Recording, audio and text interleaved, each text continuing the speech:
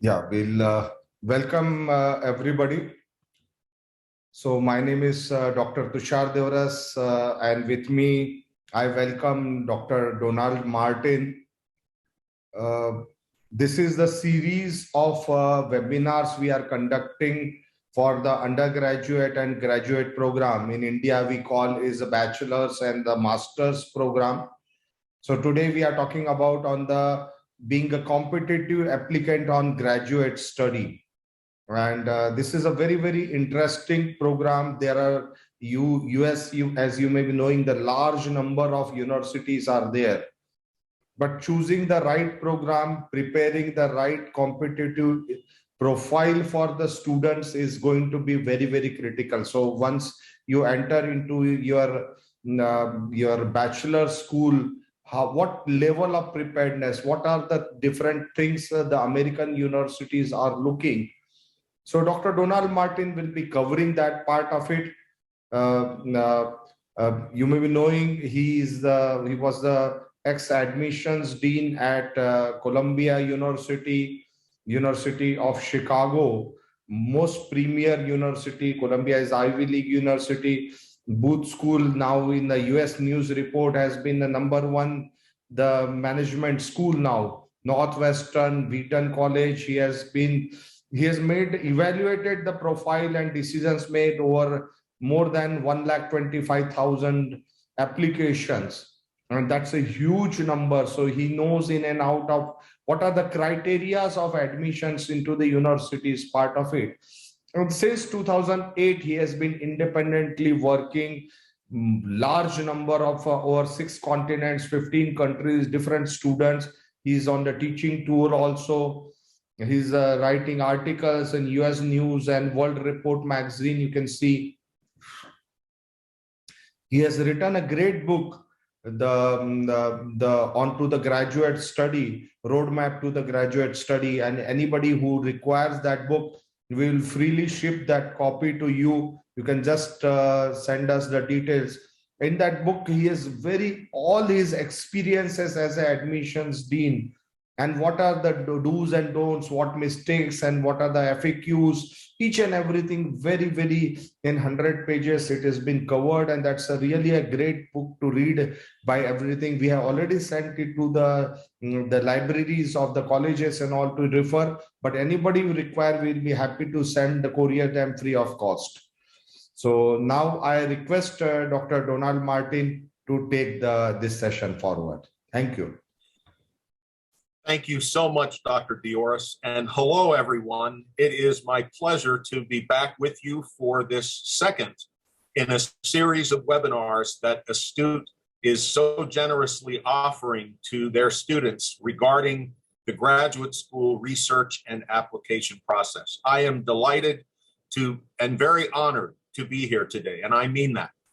Dr. Dioris never asked me to say this, but I just need to say it is an honor for me to be part of the Astute team and to work with him and his colleagues.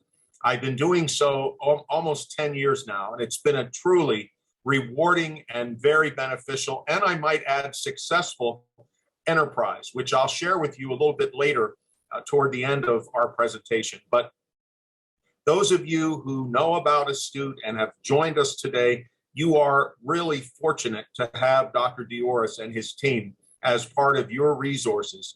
They do an truly outstanding job. They are one of the most comprehensive and yet very credible organizations doing this type of work. And I emphasize the word credible. They are honest. They give you the best information they can. And for me to work with them is truly a privilege. So as Dr. Dioris said, we are offering this series for you on preparing for your graduate school experience. And the good news is that the information that I'm going to share covers just any graduate field and any graduate degree, whether it's a master's degree, an MBA, a law school degree, medical school, PhD. These principles, these topics that I'm going to cover address all of those.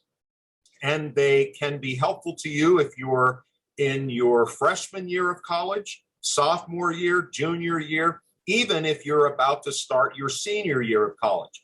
These things are all useful and helpful. And with that in mind, I certainly hope that today, as we go through the presentation, should you have questions that you would like to ask me at the end of the presentation, I'm going to do my best to keep my comments to between 40 and 45 minutes. That's all I'm going to do, because my favorite part of any presentation I do is questions. I love answering questions. So please, there's a Q&A box here on this particular Zoom call that you can enter questions. And please feel free as we go along. If something I say causes you to have a question, I will be glad to try and answer any questions that I can at the conclusion of my comments. Now, what are we going to cover today? Well, I think if you're going to be a competitive applicant, there are many aspects to that. And throughout this series, we're going to cover some more general topics in that regard, which is what today's webinar will be. Then we're going to get further, as we go further along, into some very specific parts of the application process. Grades, test scores, essays, letters of recommendation, extracurricular activity, resumes, all kinds of things. We're going to get very specific, and I will give you my best help that I can based on the 28 years that I spent as a dean of admissions and evaluating all of those applications. So, but for today, I want to cover some introductory facts with you, 7 or 8 just short facts that I think would be of interest. I want to review something. If you joined us last month for our first webinar, you heard this particular item because I cover it in almost every one of my sessions because it's so important. And that is, what is the biggest mistake prospective students make? That is huge. So we're going to talk about that. Then I want to discuss how applying to the US as an international student would be similar to what US students would be doing if they're applying. And then, of course, what is different about that process. Then some common mistakes that grad school applicants often make. Finally, a few closing tips and a quick, brief review of my work with Astute. Then we're going to get to Q&A, questions and answers. Okay, so strap on your safety belt. Whoopsie daisy. We're going to be having a very quick presentation as we go through these items. So here we go. All right, couple of facts. First of all, as you will see, according to the United States Census Bureau, which publishes information every so many years, this is the most recent I could find.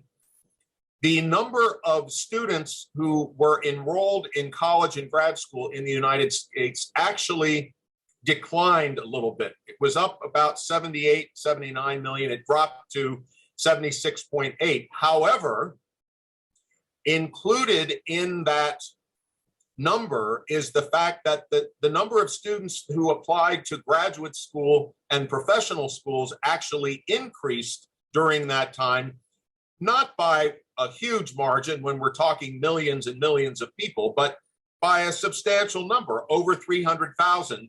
It increased from 2011 to 2018. And as we know, well, I'm getting ahead of myself. Let me move along to fact number 2. In the fall of 2020, for fall 2020, the total number of applications for a master's degree in the United States, as you can see, was over almost 1.5 million, with a 55.7% percentage accepted of this group for master's education. These next few facts are all thanks to the Council of Graduate Schools, a very reliable organization on graduate education in the United States. Similarly, for fall of 2020, the total number of applications for a doctoral program was just over 400,000. But as you'll see, the acceptance percentage was far lower, only 26.4. And without going into a lot of that today, we'll cover that in subsequent webinars. As you might already know, the PhD application process is the most competitive of any in the United States, perhaps with the exception of medical school or a medical residency program. This is really, it's a very, very competitive. The reason being, so many apply, but there are very few seats available, because if you get admitted, you most likely will receive full funding. And so even the top universities do not have, it tends to cost tens of thousands of dollars for a doctoral student to complete a 5 or 6 year PhD program. That's a lot of money that is being given to them by the institution. So therefore, very few get admitted. So as you'll see, about only just 1/4 of the applicants got in as of the fall of 2020. Now, when I work with Dr. Dioris and the astute team, and I'm often asked to possibly recommend some programs that students might think about applying to, I put these 4 here just so that you would, because oftentimes students in India are interested in areas related to business, engineering, health sciences, or math and computer science. Now, that doesn't mean there aren't other interests. There definitely are, but these are the 4 most interested fields that I've observed. And what you see here on this first column in the middle of the slide, how many applications for the fall of 2020 came into the United States for these 4 areas, these 4 subject areas, okay? And on the right, you will see what the percentage of those applicants were that were actually admitted. So of this group, you'll see that the highest admission percentage was for business. 60.1% of those who applied, now this is overall to all business schools, got in. The lowest acceptance percentage was for math and computer science. As we know, this is quite a and health sciences was right there too. 43% admission for math and computer science, 50%, half of them got in for engineering, and just our health sciences, just a few more for engineering. So just to give you an idea, as of the fall of 2020, which is the most recent information that the Council of Graduate Schools offers.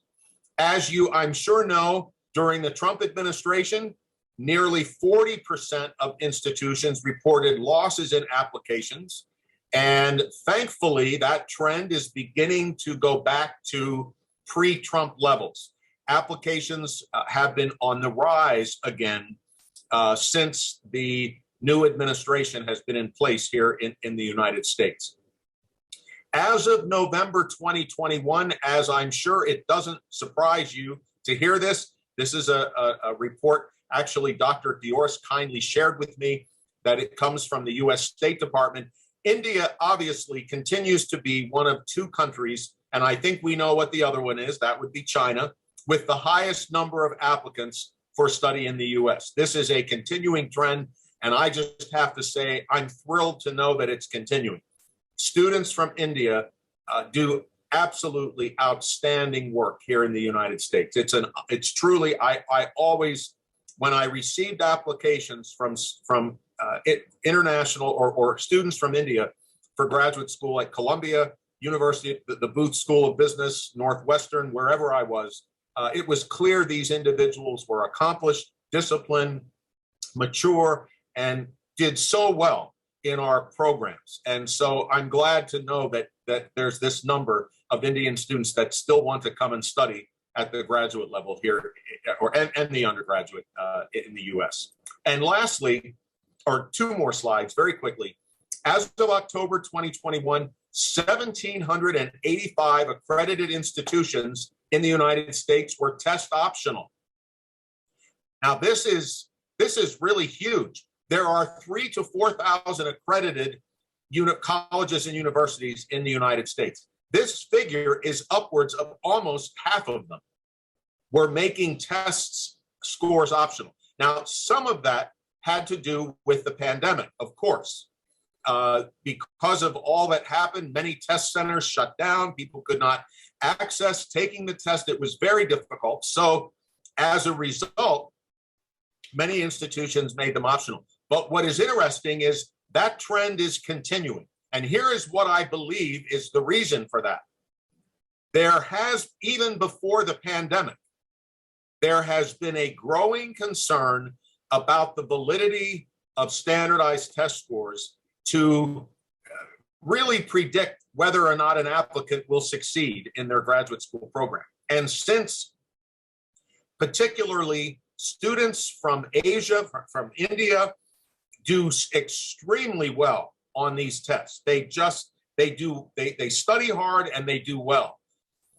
This has been a bit disconcerting for some students who have very high test scores, only to find out they're not going to be used, or they're not asking for them, or they won't take them even if you submit them. So this is because it has been determined that there are folks who don't test as well, but who do just excellent as graduate students. So we're going to talk about this a little bit further in the presentation. What does this actually mean? Excuse me. What it means is that as you prepare your applications, you're going to have to focus and make sure that you are being observant and diligent about the entirety of what you're submitting with all the parts of the application. So here's just a few facts. Now let's talk about what is the biggest mistake prospective graduate students make. What is it? Well, there are several that you can make. Most all of these are not intentional. It's not as though you're setting out to make a mistake. It just so happens that you make one. And so what is the big, if I were to ask you, what do you think the biggest mistake is that you could make as a prospective graduate student? Is it sending essays to the wrong institution? Is it not really getting very much help with your essays, or not proofreading them, not answering the questions you were asked, a poor resume, not following directions? All of those are mistakes, and they could cost you. But what I'm wanting to talk about today is, over the 40-some years that I've had the privilege of working in this field of graduate enrollment and student services, what would be my opinion on what the biggest mistake is that you can make? And here it is: not doing adequate research before you apply. Many applicants do not spend, in my opinion, enough time really preparing to apply to certain graduate programs that they have identified. This happens every year without fail. It's why I talk about it so much. If you do request a free copy of the book that Dr. 𝐸𝐻𝐸 mentioned, I hope you will. It's only 105 pages long. It's not a long book, but it is very comprehensive. And in the first chapter, we talk a lot about how to do good research. But in the interest of time today, and our clock is ticking, let's just talk about a couple of things here. First of all, this is about finding the best match for who? For your parents? For your teachers? For a professor? For a significant other in your life? I'm not saying they are not important, but they're not the ones going to receive this degree. Who is? You are. This is about finding the best match for you. So, in my opinion, start out with many options. When I have the privilege of doing some research for Dr. 𝐸𝐻𝐸 and the Astute team to find educational options for some of the students that work with Astute, do you know how many we usually offer to these students as a place to begin? Over 40. I do my research. I believe Dr. 𝐸𝐻𝐸 can share this later if he wishes, but it's been a very successful venture doing this. But at least start out with 10, 15, many options, and create a spreadsheet. If you get my book, you'll read this in the first chapter, how to set that up, so that you can really do some comparison shopping, if you will, and get as much information about all of these schools. Be careful not to just focus on word of mouth or rankings. Just be careful. I'm not saying they are not useful, but if they are the only two criteria that you are using to determine where you want to go to graduate school, I believe you've missed the boat. You're going to miss, if you don't do any other in-depth research, it's going to hurt you, not help you. And these other things you can take a look at, but those are the four main suggestions I want to highlight today. Please, please, please take time to do your good research. And if you do, most likely, I've seen this happen countless times. An applicant initially started out with a certain one or two programs that they thought were going to be their two top choices. But after they took the time to do their research thoroughly, that priority list changed. It happens all the time. So I plead with you, please take the time to do some good research. Now, how does applying to graduate study in the United States not really be that much different for anybody, whether you live in the United States or abroad? Well, first of all, most individuals at the graduate level apply to 8 or 9 master's programs on average. Obviously, there will be more for doctoral study. Most folks for doctoral programs apply to 15 or 20 only because it is so much more competitive. But the idea here is whether you live in India or whether you live here in the United States, anyone applying to graduate school will be applying to several schools. What else? Most likely, all applicants will be applying earlier rather than later. This is a fundamental, important aspect of applying to graduate school. You need to, if let's say, a particular master's or MBA or law school, medical school, doctoral program has 5 application deadlines. You can apply in September, October, December, January, and March, or something like that. You want to do your best to get your application in at least for by the second deadline, if not the first. This will actually impact, I guess this is almost more important for international students because of visa requirements. If you are admitted, then you must, if you live in India or any other country, you're going to have to undertake obtaining a student visa. And the time it takes to do all of that can be a bit long. So therefore, you want to apply early. But in addition to that, if you apply earlier, you find out earlier. You have a chance to find out where you've been admitted and start really doing then some very focused decision-making on where it is that you would like to attend. A third area where everyone tends to do the same thing. Admissions committees are requesting mostly very similar information from all applicants, transcripts, in some cases test scores if they are required, of course, personal information, essays, letters. This is the same whether you're applying, whatever country. Certainly, if you're an outside the United States or inside, you have to submit this information. Lastly, there will be a comprehensive review of every component of this application for graduate school, not just academics. Here again, I believe sometimes applicants in the US and outside of the US have a feeling that if they have a top GPA, they have a straight A average in college, they have test scores, if they are submitted, in the 99th percentile, that automatically means they're going to be admitted. I'm here to tell you that's not true. When I evaluated applications at Chicago Booth School of Business, Columbia University, Northwestern, We looked at every element. If someone had bad recommendation letters, it didn't matter how their grades were. It didn't matter how their test scores. They were not admitted.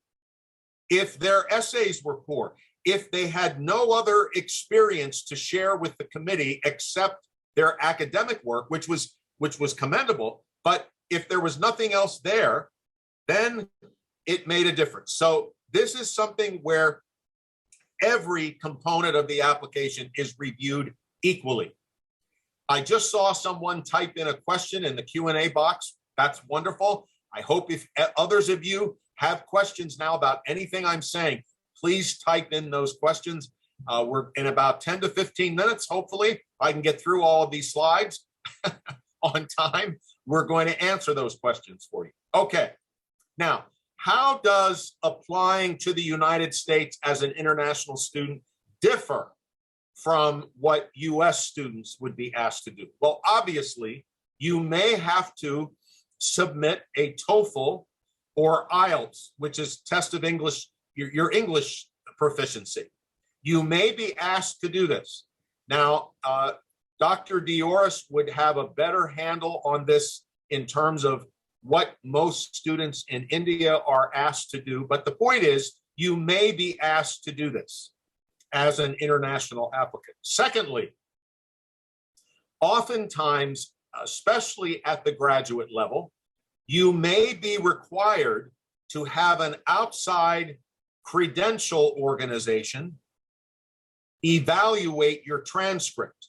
One of the most popular and very highly regarded and credible organizations that does this is an organization called WES, W-E-S, World Education Services. Now, oftentimes applicants think that this is somehow a punishment or an indication that the US institution thinks that their education is inferior.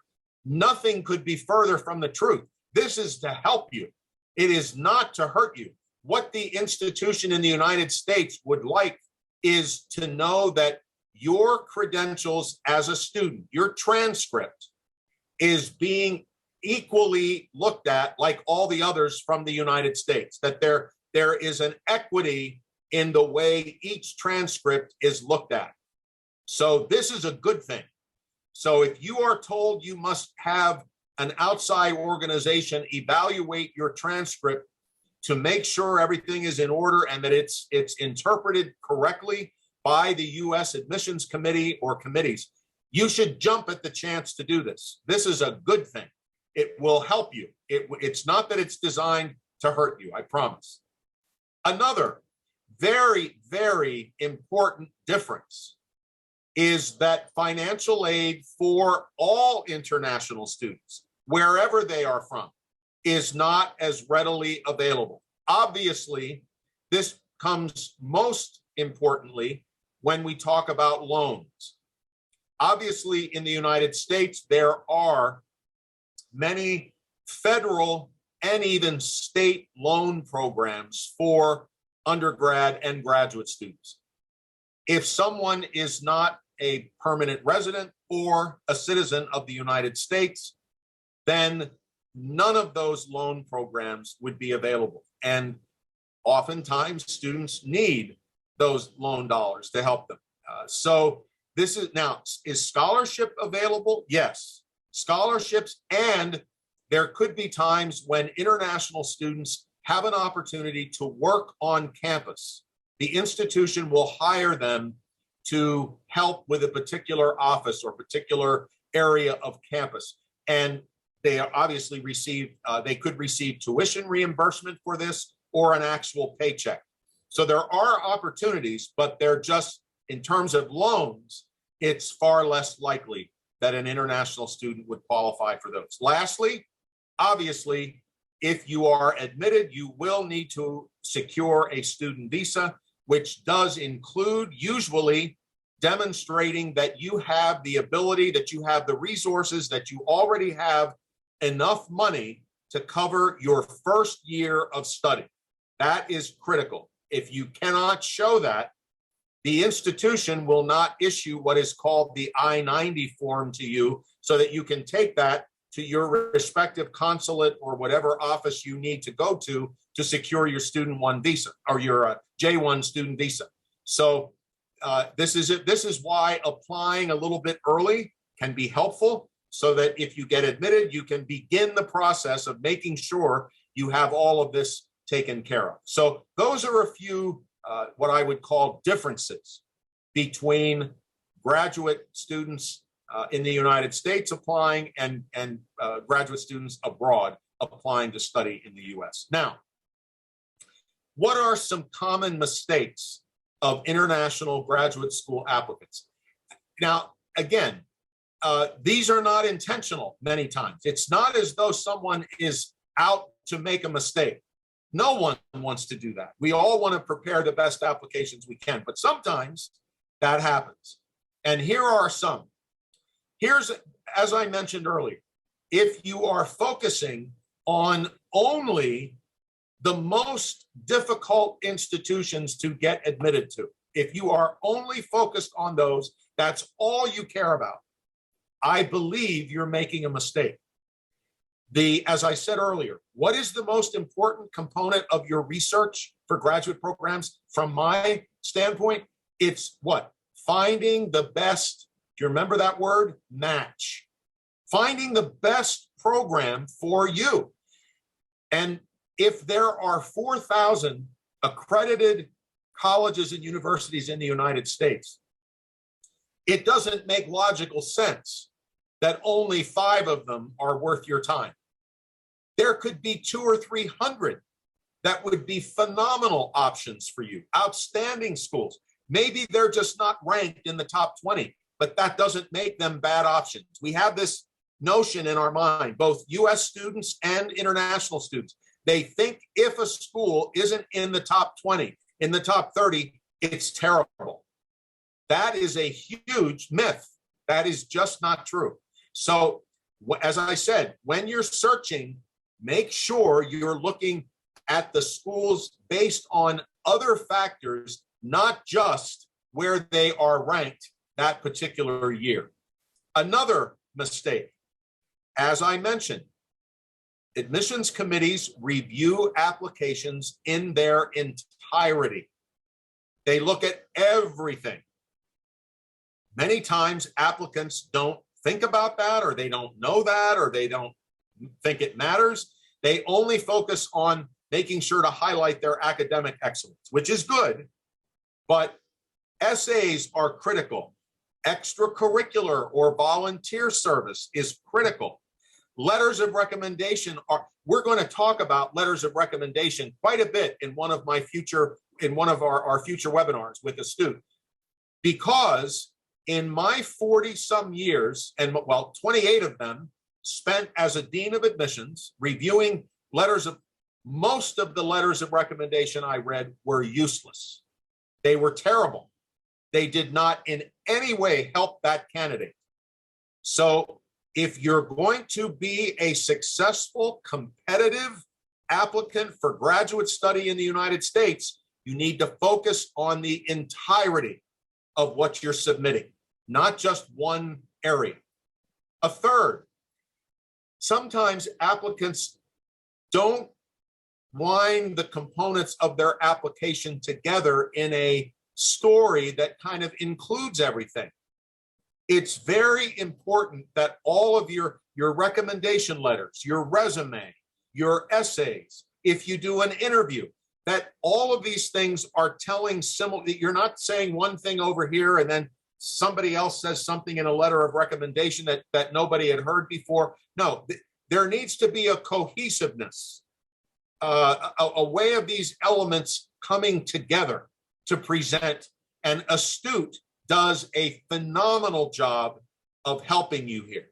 This is an area among many others where they are outstanding in helping their applicants to do this, to put together a comprehensive, a complete story throughout the application. And lastly, if I were to say what the biggest mistake is for applicants, now I told you what the biggest mistake was for prospective students, right? Not doing enough research.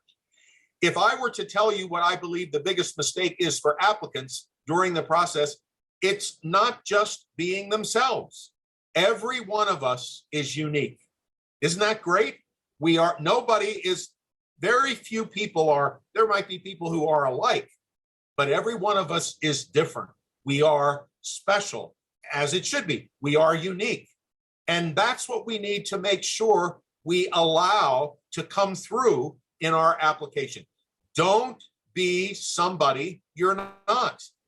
A philosopher by the name of Oscar Wilde said it best. Maybe you'll write this down. This is a short quote from him that I think is phenomenal. He said, "Be yourself. Everyone else is already taken." Isn't that great? Everybody else is, Dr. Dioris is who he is. Dr. Don, I'm who I am. You are who you are. Let that be known. Just be yourself.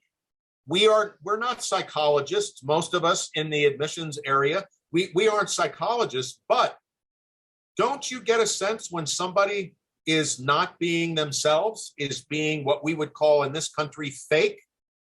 What do you do with someone like that? Do you want to get to know them better, or do you trust them? No, it's the opposite. You kind of push back a little bit. I don't know about that person. Something's not right. Just be yourself. You are, as I said, you're special, you're unique. There's only one of you. So let that come through in your applications. All right, in closing, 6 or 7 other tips. And then we're going to talk about some other things, my work with Astute. And then we're getting close to the time when we're going to take questions. It looks like we already have 3 at least. That's excellent. I hope we're going to get more.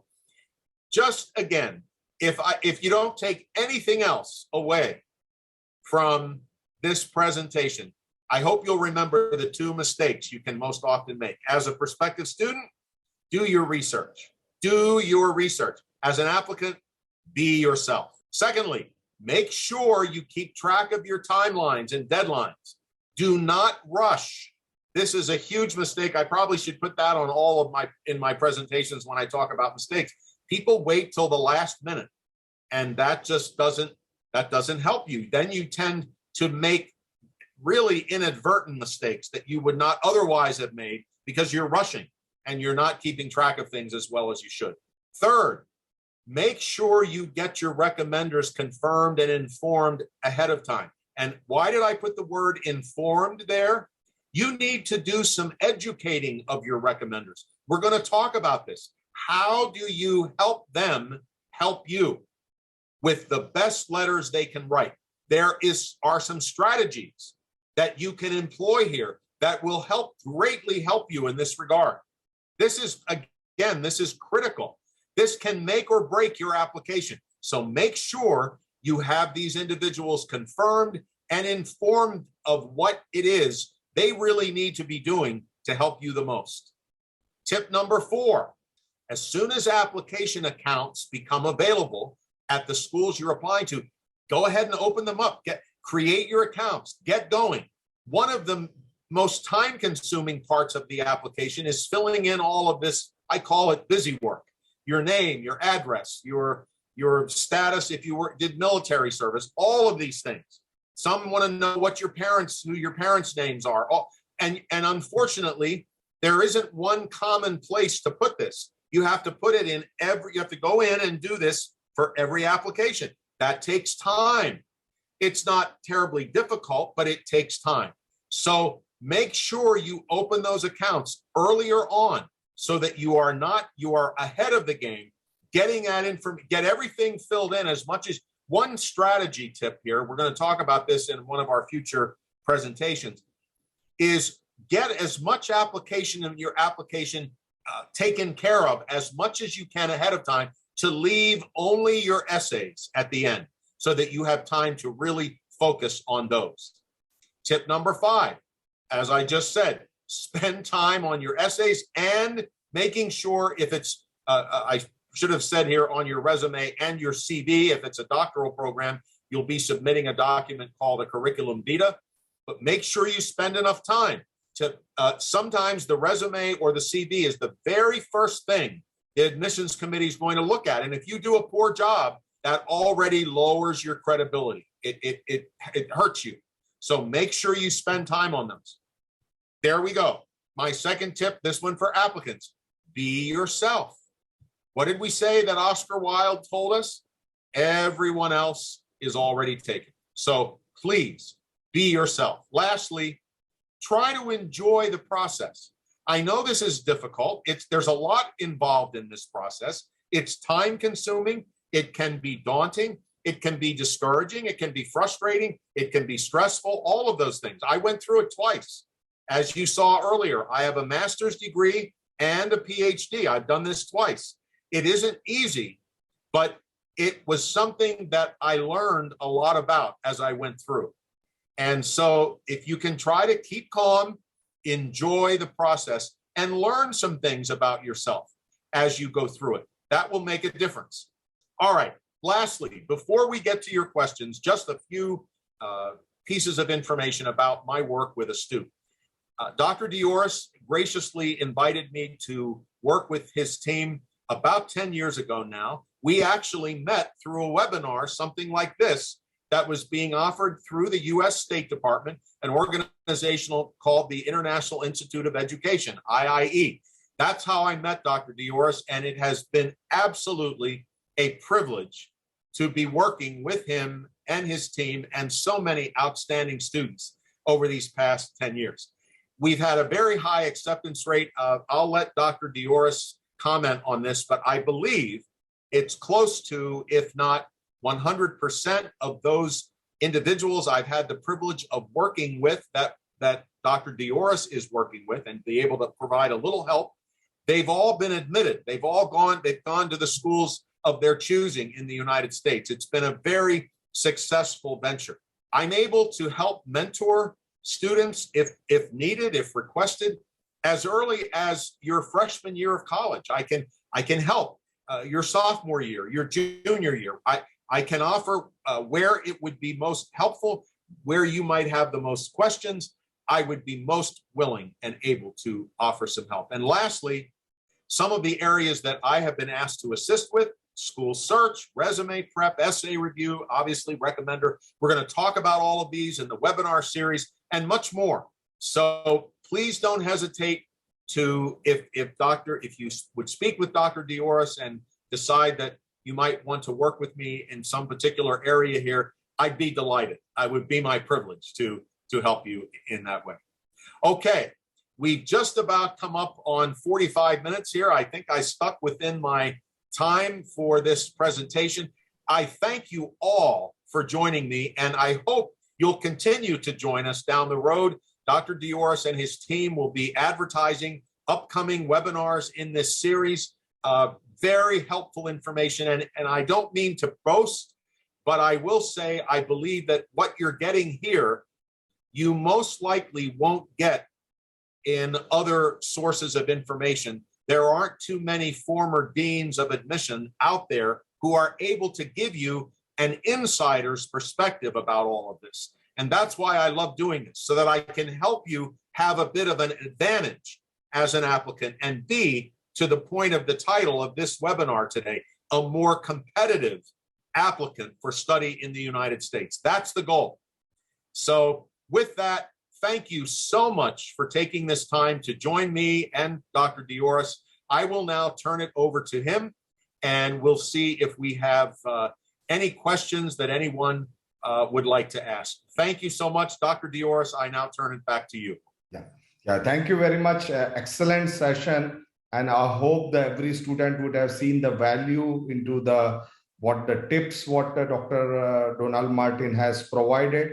It has been a great association, and we share the same vision, ethos, ethics part of it. And I'm very, very happy we have been able to admit each and every student which we consult.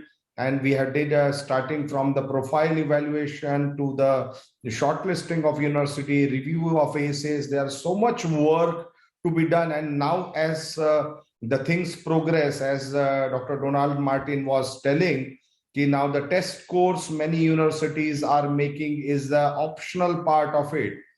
And the weightage has been reducing over a period of time. And what does that mean is you need to really work onto your profile.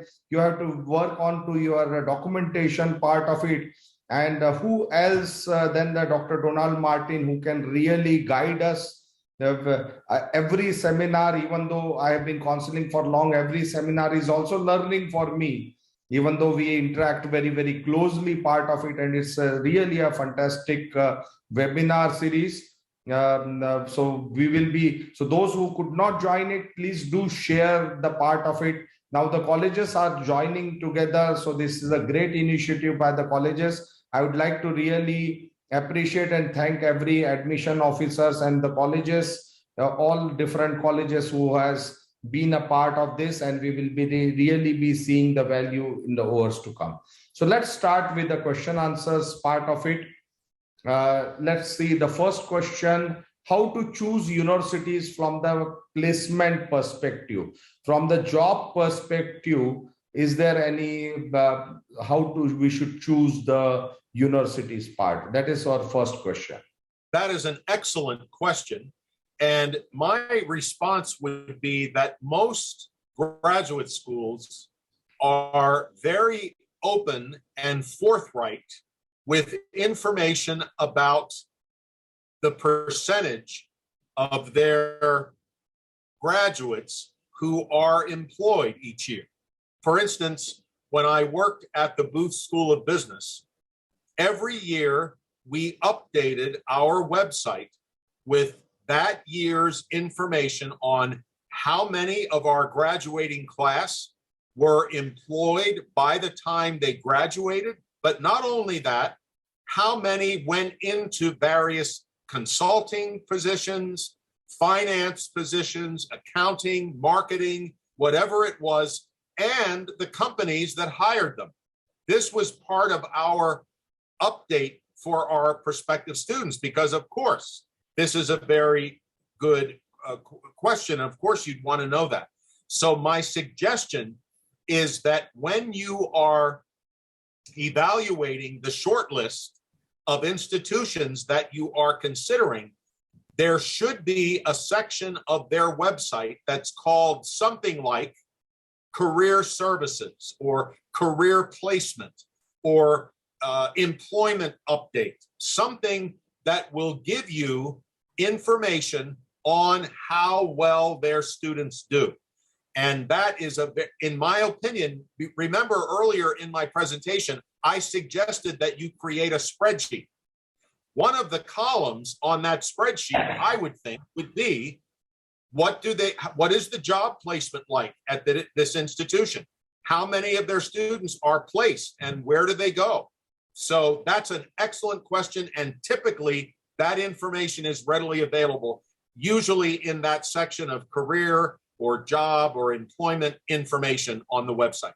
Yeah, so that's a great, even every website of the universities would like to inform and provide the information. So I always say to the students, rather than going to various forums with unconfirmed information, the best resources are always available onto the university websites. The most authentic information, if you want to check. And that is why the research is going to be the most critical part of it, because you may have certain parameters in your mind. And as Dr. Donald Martin says, this is a section where on the placement and job, they will provide each and every information part of it. But at the same time, that is from the institution side, your hard work is equally important. When you are going, how much you are putting the efforts into that, how diverse you make your profile, how many maybe social economic fronts you participate, what is your even studies, how good you do the projects. There are many factors which affects your employment part of it. It is not single. Ultimately, they will be interviewing you. Are you a knowledgeable person? Have you gained the knowledge? That is going to be very, very critical. Let's take another question. This is from the Amandeep. This says, is there any joint medical program available? I'm not sure your question. Amandeep, can you rephrase this question, or what exactly information, so that I take the another question and then I'll come back to this question. Joint medical programs means what exactly are you looking? I'll take the next question and then I'll come back to your question. Can a student work as a freelancer on the F1 visa? This is a question. I think that is possible, but I don't want to misspeak or mislead this individual. Tushar, you may have more information on that than I do. Yeah. So as a F1 visa, first year, you are allowed to work in the campus only. You can work 20 hours a week during when the colleges or universities are in session, and 40 hours a week when there are holidays. So there are Christmas holidays, there are spring breaks, there are summer breaks. During that time, you are allowed to work the 40 hours a week, otherwise 20 hours a week. After first year, you are allowed to work outside the university campus also.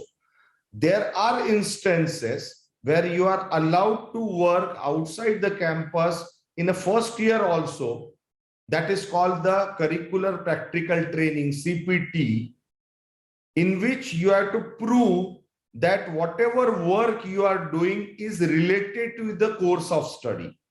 So if you are doing maybe a management course and you are working as a marketing person outside, and you can prove to the university that this working is going to help me in my course curriculum, you get an authorization from Department of Homeland Security. But the onus is on the university to authorize that particular part of it. You cannot work on a restaurant, or you cannot work in a shopping mall or anywhere in the first year. Second year onwards, there is no restrictions, but the number of hours remains the same, 20 hours a week. But curricular practical training, you should not be doing more than 11 or 12 months, because you lose the optional practical training OPT. Maybe you can take one-to-one the part into the, but definitely as a freelancer, there are lots of jobs. Universities are huge universities in United States. In fact, they are not getting the persons to work in the campus, and you are always welcome to do that. Another question, I want specialization subject for my master's degree. So either choosing plain MS, can we choose the specialization degree, and is it worth it completing the credit points? So rather than a plain MS, can we take the specialization degree? That's his question. It's possible that there could be, in addition to a Master of Science degree that is more of a general STEM type graduate program, there could be some programs, for instance, that would give you, let's say, a master's in computer science as opposed to a Master of Science in computer science. There could be some programs that just don't say Master of Science, just the program, or Master of Engineering, Master of Finance. There are certain programs that do have the specialty in the title, where on your diploma, it would say Master of Finance. So yes, there are some programs like that. And again, if that is if you have, let's say you want to focus on finance or engineering or computer science, one of the ways that if I were helping you, I would do this, but if you were doing this just on your own, you would enter in some search criteria, and you could possibly put in a search engine like Google or Yahoo, whatever you use, Master of Computer Science programs in the United States, or something to that effect. But yes, there are some specialized professional programs that do not just have Master of Science after them. Maybe I will add one or two small points to this. Please, yeah. please. Yeah. So in United States, basically, it is a MS degree which is more prevalent. How you choose the subjects is basically the most important, and those choice of subjects will ultimately relate to your career part of it. Where do you see 10 years down the line? What careers you want to make? There are dual majors may be possible. You want to add a management subject to that. So when you enter into the master's program there, Maybe first semester, there will be generic subjects. You explore the part. Maybe tomorrow you are gone for data science program. You can choose the subjects pertaining to data science. You may choose at the same time some subjects for the computer science. You may choose, you are a creative person, you may take even a UI UX part of it. These programs are so flexible that you can customize these programs to suit your career objective.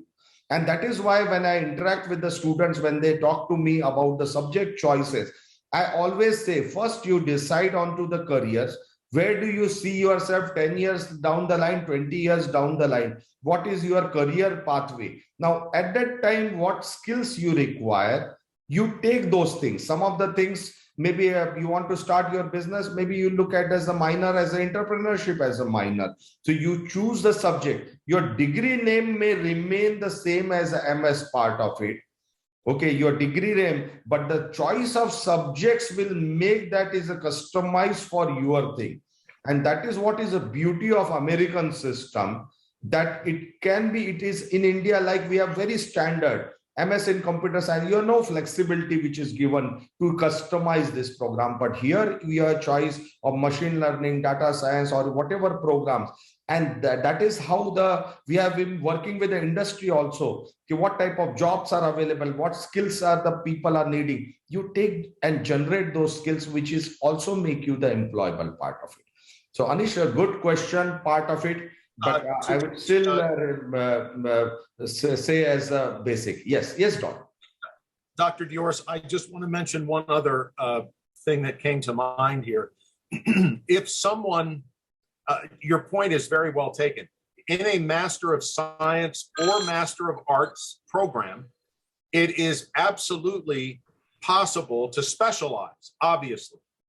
And in my experience, as Dr. Tushar was just mentioning, when you are deciding where you see your career going, now, many times career options or interests change over time.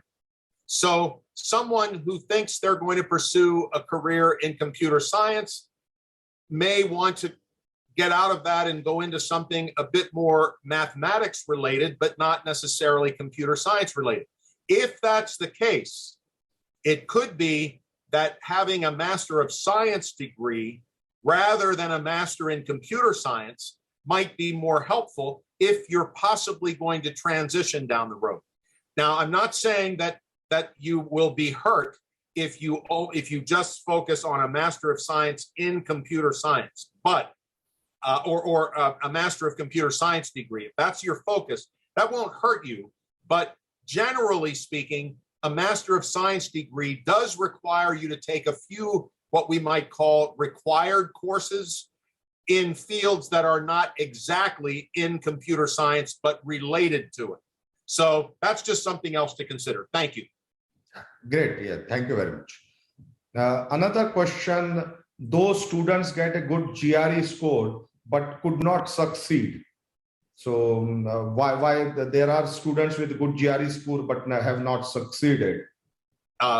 And I assume this person would like to know some thoughts on why that would be, that if they did have a very strong score on the GRE, why would they not be admitted? Well, here again, that's a very good question, because some students just do well on their standardized tests because they're naturally gifted in that area, which is wonderful.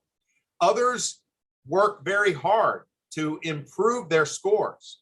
Either way, obviously, when you submit that as part of your application, and let's say you have good grades to go along with it, you might automatically make an assumption that, okay, I guess I'll be admitted because of that. Well, as I said earlier, there are so many parts of the application. You cannot make an assumption that just because your test scores are high, just because your grades are high, that is an automatic meaning of admission for you. It is not.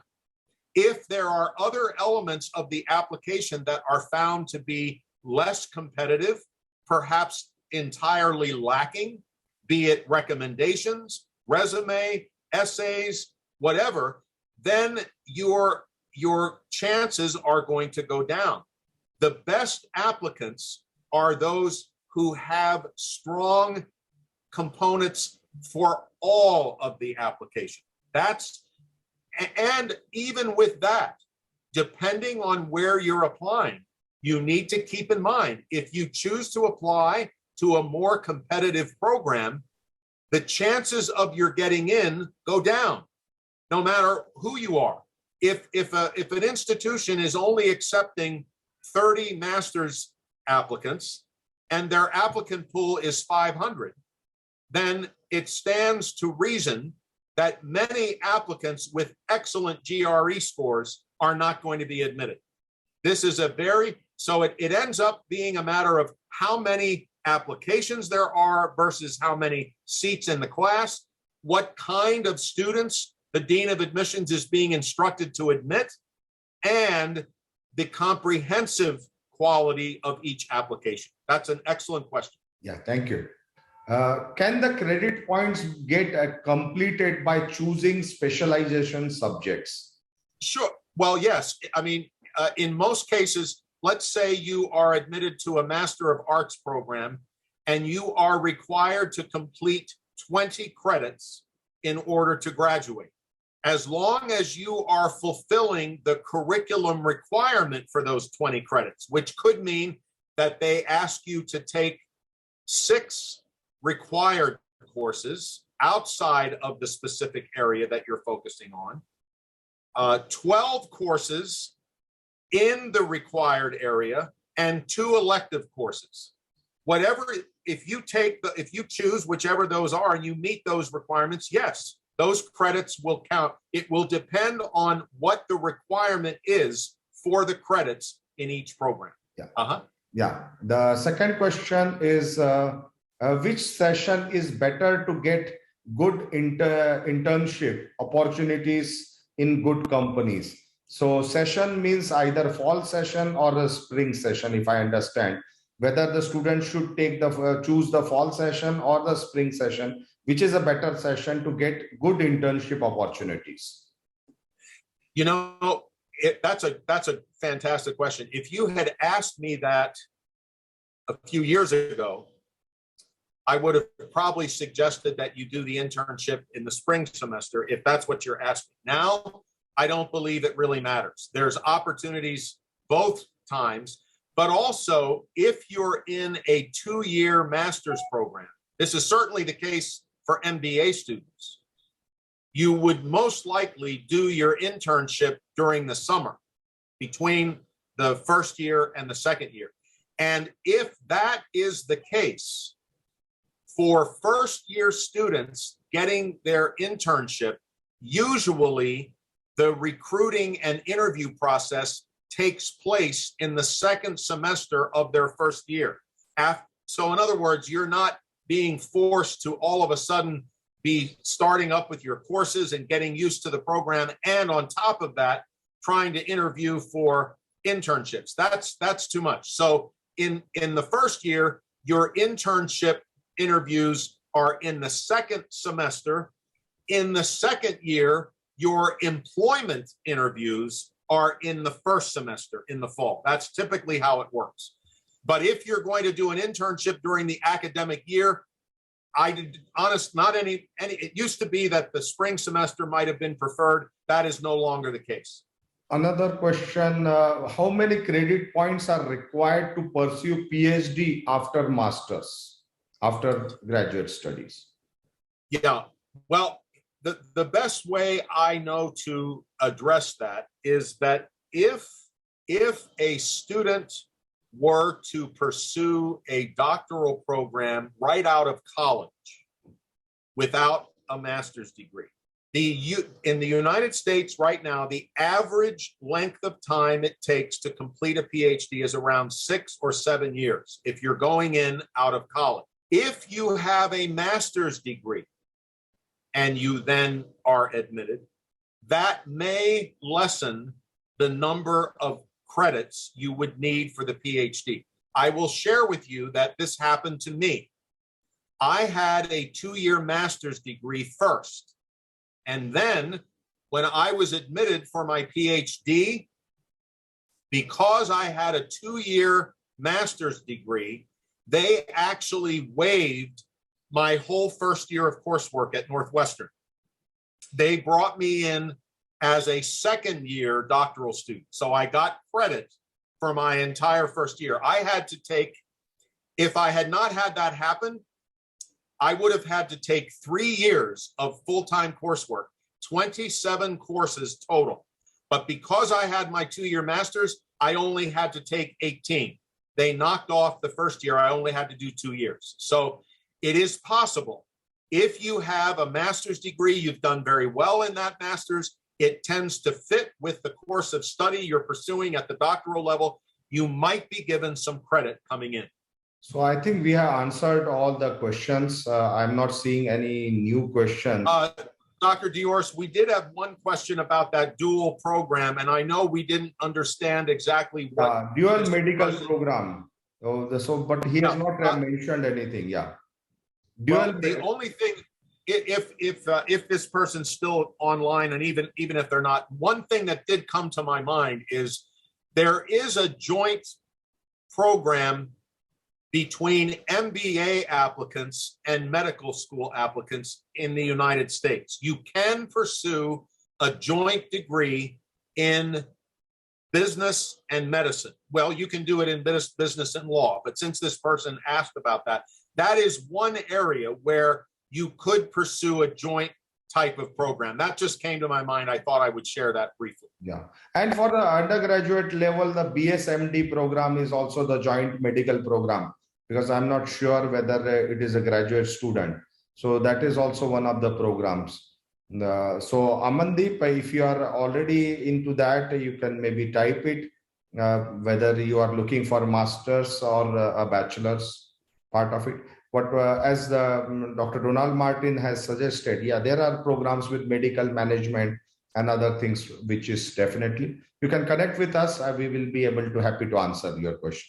So I think we have covered all this and really thanking you, Dr. Donald Martin, again, such an excellent and the answers really. And I also love to answer the questions. I'm extremely sorry if some of the things which I just added into that, but really I appreciate you spending such a long time with us, even educating students for that. I don't think such valuable information, tips will anywhere on the website will be available. This is coming straight from the experience of Dr. Donald Martin, and 𝐂𝐡𝐞𝐜 is really privileged to have your association, and we together jointly we will see that students get their best opportunities. Absolutely. Thank you so much. Thank you very much. Thank you very much. Thanks, Donald Martin. Thanks. And see you in the next session. You will be getting the email and the SMS messages and all. We will be sending the reminder mails also to you so that you can join and you don't forget into that, because now we will be going in more depth in every point. We will be making in more depth, and you will be really see how your application process and other things and how you can really get a good career opportunity. Thank you very much.